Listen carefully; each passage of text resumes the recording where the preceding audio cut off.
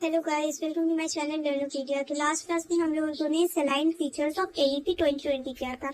आज हम स्टार्ट करेंगे प्रॉब्लम्स ऑफ वुमेन एजुकेशन। क्या क्या प्रॉब्लम्स आते हैं वुमेन एजुकेशन में, तो वो हम स्टार्ट करेंगे। तो आप लोगों ने जिन्होंने भी लास्ट वीडियो नहीं देखे वो आप लोग प्लीज जाकर देख ले लास्ट वीडियो, तभी आप लोगों को समझ आएगा। तो आज स्टार्ट करते हैं प्रॉब्लम्स ऑफ वुमेन एजुकेशन।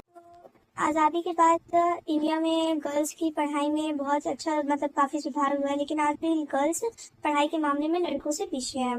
तो इंडिया में लड़कों और लड़कियों का जो तादाद है वो लगभग बराबर है, लेकिन पढ़े लिखे लड़कों का जो तादाद है वो पढ़ी लिखी लड़कियों से बहुत ज़्यादा है। तो इसका मतलब है कि गर्ल्स की एजुकेशन में अभी भी कई दिक्कतें हैं, कई प्रॉब्लम्स। तो गर्ल्स का एजुकेशन को बढ़ाने में जो सबसे बड़ा प्रॉब्लम्स है वो ये है कि social evils and outdated conventions. तो इसका मतलब है हमारे देश में पुरानी परंपराएं, ओल्ड कस्टम, सुपरस्टिशन और सामाजिक बुराइयां जैसे चाइल्ड मैरिज और व्हीलिंग, पर्दा प्रथा ये सब जो था पहले, आज भी लड़कियों की पढ़ाई में बड़ी रुकावट बनती है।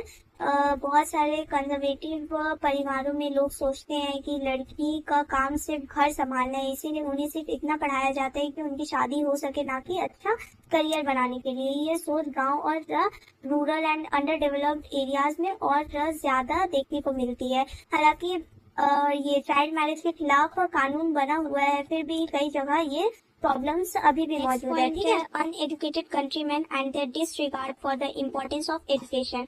तो इसका मतलब है बहुत से लोग एजुकेशन का असली इम्पोर्टेंस को नहीं समझते। कई लोगों को लगता है कि लड़कियों को पढ़ाना सिर्फ टाइम और पैसों की बर्बादी है। इसी वजह से माँ बाप की गलत सोच लड़कियों की पढ़ाई में बड़ी प्रॉब्लम्स बन जाती हैं। गांव में ज्यादातर माएँ खुद पढ़ी लिखी नहीं होती, इसीलिए वो अपनी बेटियों को पढ़ाने के लिए ज्यादा इंकरेज नहीं कर पाती और ना ही पढ़ाई में उनकी मदद कर पाती है। आज की अनपढ़ माओ की कमी और जो कमी की वजह से अगली पीढ़ी, जो फ्यूचर जनरेशन की गर्ल्स का पढ़ाई भी पढ़ाई में बहुत ज्यादा इफेक्ट होता है, प्रॉब्लम्स होता है। लोगों का गलत सोच और माँ बाप का सपोर्ट ना मिलने और अनपढ़ माओ की वजह से लड़कियों की एजुकेशन में बहुत बड़ा रुकावट हो जाता है। तो नेक्स्ट पॉइंट में है पॉवर्टी एंड अनडेवलप्ड कंडीशंस। अब गरीबी की वजह से भी बहुत कोई नहीं पढ़ाते। गांव में बहुत से लोग बहुत गरीब होते हैं और उनकी रहने की हालत भी अच्छी नहीं होती। जब किसी परिवार के पास खाना, कपड़ा और घर जैसी बेसिक जरूरतें पूरे करने के लिए पैसे नहीं होते, तो वो अपने बच्चों, खासकर लड़कियों को स्कूल नहीं भेज पाते। बॉयज को तो थोड़ा मैनेज करके भेज देते, बट गर्ल्स को नहीं भेज पाते। इसीलिए पॉवर्टी गर्ल्स एजुकेशन को बढ़ाने में सबसे बड़ी प्रॉब्लम बन जाती है। तो नेक्स्ट पॉइंट में हमारा lack of girls and womens teacher. तो वुमेन्स टीचर और गर्ल्स स्कूल का भी कमी होने की वजह से गर्ल्स का पढ़ाई रुक जाता है। तो लड़कियों के लिए अलग स्कूल बहुत कम है, खासकर गांव में।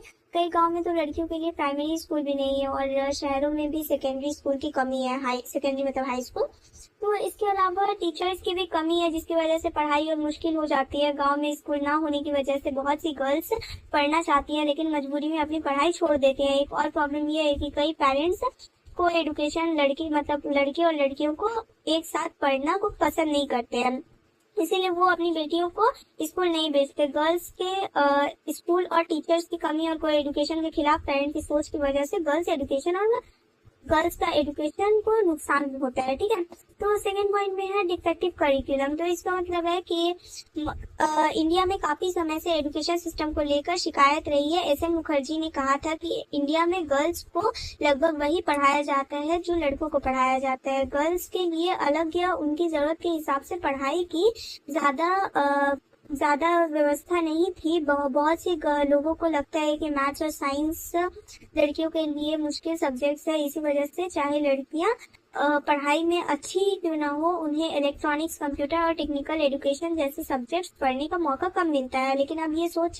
काफी बदल गई है। आज गर्ल्स भी मैथ, साइंस, कंप्यूटर, इंजीनियरिंग और टेक्निकल फील्ड्स में अच्छा कर रही हैं और उन्हें पहले से ज्यादा मौका मिल रहा है। इसका मतलब है कि पहले लोग सोचते थे कि मैथ्स और साइंस गर्ल्स के लिए नहीं है, लेकिन इसीलिए उन्हें टेक्निकल सब्जेक्ट्स कम मौका मिलते थे, लेकिन अब ये सोच काफी बदल चुकी है। नेक्स्ट पॉइंट है हमारे in difference of government and defective education administrative. इसका मतलब है हमारे गवर्नमेंट ने पहले गर्ल्स एजुकेशन पर पूरा ध्यान नहीं दिया था। कई जगह गर्ल्स की पढ़ाई के लिए लड़कों के मुकाबले में कम फंड्स दिए गए, कम पैसा दिए गए। इसके अलावा ज्यादातर स्टेट्स में गर्ल्स एजुकेशन का जो इंतजाम संभालते हैं, मतलब एजुकेशन का इंतजाम संभालते हैं। इस वजह से गर्ल्स की पढ़ाई से जुड़ी प्रॉब्लम्स और ज़रूरतों को हमेशा अच्छे से नहीं समझा जा पाता, ठीक है। तो अगर गर्ल्स एजुकेशन पर पूरा ध्यान ना दिया जाए और काफ़ी पैसे ना दिए जाए तो गर्ल्स की एजुकेशन का सही अच्छे से नहीं हो सकता है। तो इसका नेक्स्ट में है वेस्टेज। तो वेस्टेज में क्या है, गर्ल्स की पढ़ाई में ड्रॉप आउट, बीच में मतलब स्कूल छोड़ देना, ड्रॉप आउट तो बहुत ज्यादा होता है। ये वुमेन्स एजुकेशन को बढ़ाने में बहुत बड़ा रुकावट है। तो इसका बहुत सारे रीजंस हो सकते हैं। माँ बाप का अनपढ़ होना, मतलब माँ बाप पढ़े लिखे नहीं होते हैं, तो ये भी रीजन हो सकता है। ये सोशल प्रेजुडिसेस, सोसाइटी की पुरानी सोच, पुरानी परंपराएं, जाति भेदभाव, गरीबी और पैसों की कमी, स्कूल और पढ़ाई की ये इंतजाम की कमी, मतलब इन सब वजह से बहुत सी गर्ल्स बीच में ही स्कूल छोड़ देती हैं। कई पेरेंट्स तो क्लास 3 या क्लास 4 के बाद ही अपनी बेटियों की पढ़ाई बंद करवा देते हैं। इसका नुकसान ये होता है कि अब तक उनकी पढ़ाई पर जो समय, मेहनत और पैसे लगे होते हैं वो सब बेकार चले जाते हैं। इसके अलावा भी गर्ल्स एजुकेशन से जुड़ी और भी प्रॉब्लम, इसमें बहुत सारे पॉइंट्स है, तो मैं आप लोगों को पॉइंट्स लाइन में समझा देती हूँ। इसमें क्वेश्चंस बहुत कम आते हैं, जो क्वेश्चंस आएंगे आप लोगों को बता दूंगी, दे दूंगी बाद में। तो इसका फर्स्ट पॉइंट में है, कानून को बने हुए हैं, मतलब कानून तो बने हुए हैं लेकिन कई जगह उनको सही से नहीं चलता है कानून सही से, बहुत जगह, ठीक है, जैसे गांव वगैरह का एरिया में हो जाता है। नेक्स्ट पॉइंट में है, गांव में गर्ल्स के स्कूल बहुत कम है, इसीलिए बहुत सी गर्ल्स दूर स्कूल नहीं जा पाती हैं और पढ़ाई छोड़ देती है। थर्ड पॉइंट में, बहुत से पेरेंट्स सोचते हैं कि गर्ल्स का काम घर संभालना है, इसीलिए वो बेटों की पढ़ाई पर ज्यादा ध्यान देते हैं। फोर्थ पॉइंट में, गर्ल्स में ये गांव में गर्ल्स हॉस्टल और अलग टॉयलेट की कमी होती है, इससे गर्ल्स को बहुत दिक्कत होती है। नेक्स्ट पॉइंट में, कई बार सिलेबस लड़कियों की जरूरत और पसंद के हिसाब से नहीं होता, इसीलिए उन्हें मजबूरी में वही सब्जेक्ट्स पढ़ने पड़ते हैं। नेक्स्ट पॉइंट में, आज भी कुछ लोग सोचते हैं कि गर्ल्स मैथ्स और साइंस में कमजोर होती हैं, इसीलिए उन्हें मौके कम मिलते हैं। नेक्स्ट पॉइंट में, इकोनॉमिक प्रॉब्लम भी एक बड़ी वजह है जिससे ये गर्ल्स आगे नहीं पढ़ पाती। नेक्स्ट पॉइंट में है, कुछ पुरानी सोच वाले लोग मानते हैं कि अगर गर्ल्स ज्यादा पढ़ लेगी तो वो घर की बात नहीं मानेगी, इसीलिए वो उसकी हायर एजुकेशन नहीं करवाना चाहते हैं। नेक्स्ट पॉइंट में है, मतलब अदर जो बैकवर्ड क्लासेस और SC ST और ट्राइबल एरियाज में भी गर्ल्स एजुकेशन के रास्ते में बहुत सारे प्रॉब्लम्स है। हर जगह गर्ल्स के अलग कॉलेजेस नहीं है और कई जगह कोई एजुकेशन भी आसानी से अवेलेबल नहीं है, ठीक है। उसके बाद गर्ल्स टीचर ट्रेनिंग कॉलेजेस कम है, इसीलिए ट्रेन फीमेल टीचर्स की भी कमी है। लाइब्रेरी और पढ़ाई की अच्छा फैसिलिटी हर जगह नहीं मिलती। चाइल्ड मैरिज के कानून होने के बाद भी उनका सही से पालन नहीं होता, इसीलिए गर्ल्स की ये एजुकेशन रुक जाती है। अनपढ़, मतलब जो पढ़ी लिखी माँ नहीं होती है, उनकी बेटियों को पढ़ाई के लिए ज्यादा मतलब वो लोग ज्यादा नहीं बोल पाती पढ़ने के लिए अपनी बेटी लोग को। नेक्स्ट है पैट्रियार्कियल सोसाइटी, मतलब बॉयज का मतलब सोसाइटी हो गया आप लोगों का, तो उनमें लोग बेटों को ज्यादा इम्पोर्टेंस देते हैं और गर्ल्स की पढ़ाई पर कम खर्च करते हैं। नेक्स्ट में सिक्योरिटी की भी कमी है, लड़कियों की हायर एजुकेशन में बड़ी प्रॉब्लम है सिक्योरिटी का भी। तो नेक्स्ट लास्ट पॉइंट है, बहुत सारी जगहों में गर्ल्स को कम सम्मान दिया जाता है, कम इज्जत दिया जाता है, जिससे गर्ल्स की पढ़ाई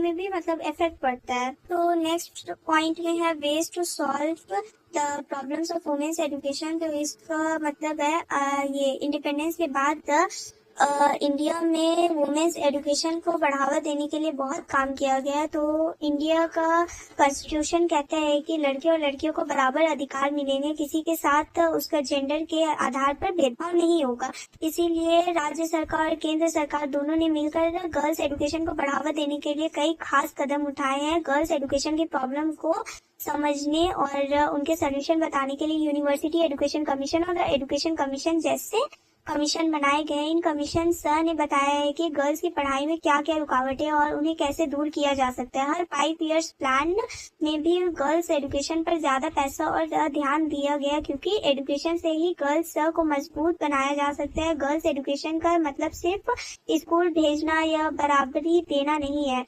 इसका मतलब है उनके स्किल्स, मतलब उन्हें स्किल्स और ट्रेनिंग देना ताकि वो नौकरी कर सके, अपने पैरों पर खड़ी हो सके, इंडिपेंडेंट हो सके और समाज में पूरी तरह हिस्सा ले सके। इसीलिए वोकेशनल ट्रेनिंग और नॉन फॉर्मल एजुकेशन को भी बढ़ावा दिया गया है।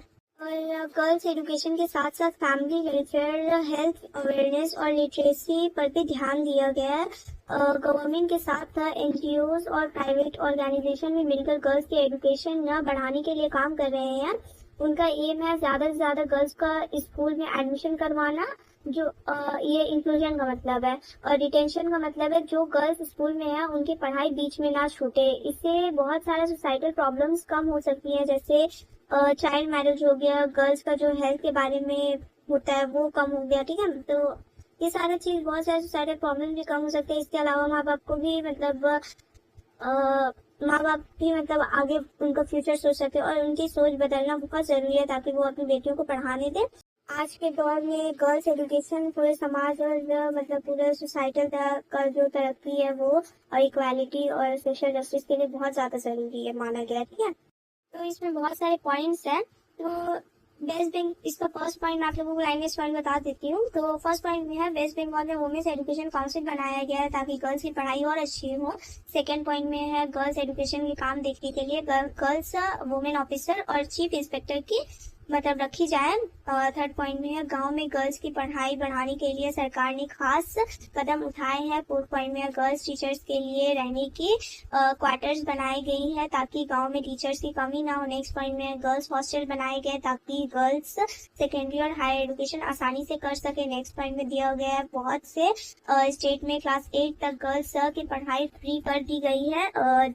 नेक्स्ट पॉइंट में वेस्ट बंगाल, केरला, तमिलनाडु और आंध्र प्रदेश जैसे स्टेट में क्लास 10 तक का पढ़ाई फ्री है। क्लास 5 से 10 तक की लड़कियों को बुक्स के लिए पैसे या फ्री बुक्स दी जाती हैं। जो गर्ल्स टीचर बनना चाहती है उनके लिए स्कॉलरशिप दी जाती है। प्राइमरी स्कूल में रेगुलर अटेंडेंस करने वाली गर्ल्स को प्राइज दिया जाता है। सेकेंडरी और हायर सेकेंडरी में home science, fine arts, dance जैसे सब्जेक्ट भी पढ़ाए जाते हैं। गर्ल्स को सिर्फ आर्ट्स नहीं बल्कि साइंस, इंजीनियरिंग, टेक्नोलॉजी, कॉमर्स और एजुकेशन में भी पढ़ाने के लिए पढ़ाया जाता है।